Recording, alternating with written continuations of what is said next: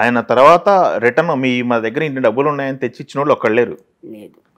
నేను బావ పోయిన తర్వాత నిజంగా చెప్పాలంటే 2, 3 చిన్న చిన్న ఆస్తులన్నీ నన్ను ఏమార్చి అది బయట పోయింది కంటే సగంకి 40%కి అట్లా తీసుకున్నా. అప్పుడు ఎవరు లేదు.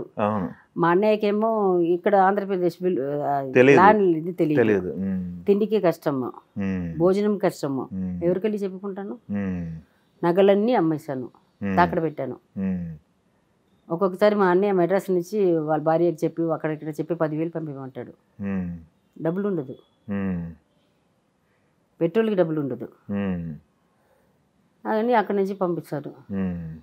అది ఒక వారం గడుపుతాము. మళ్ళీ ఎవరైనా వచ్చి ఇస్తే కదా. అవునవును, వాళ్ళందరికీ తెలుసు. వాళ్ళందరూ అనుకున్నారంటే మొత్తం దాచిపెట్టుకున్నారండి. మేము తీసుకున్నది దానమే చేశారు. అది ఇప్పుడు మమ్మల్ని కాపాడుతుంది కదా. అంతే, అది కాపాడుతుంది కదా. అంతే. ఇక ఇంట్లో 2, 3 అమ్మేశాను. అమ్మేసుకొని మళ్ళీ ఆ జ్యువెల్స్ తీసుకున్నాను. కొంచెం తాకడం పెట్టింది కొంచెం తీసుకున్నాను. కొంచెం దొంగతనం అయింది. అవునా? థెఫ్ట్ కూడా అయిందా? థెఫ్ట్ కూడా అయింది. అది అయింది కూడా నాకు తెలీదు. అది తీసుకొని వచ్చి బ్యాంక్ నుంచి తీసుకొచ్చి పెట్టాను, అట్లే మర్చిపోయాను. మార్నింగ్ ఫ్లైట్ నిద్రపోయాను.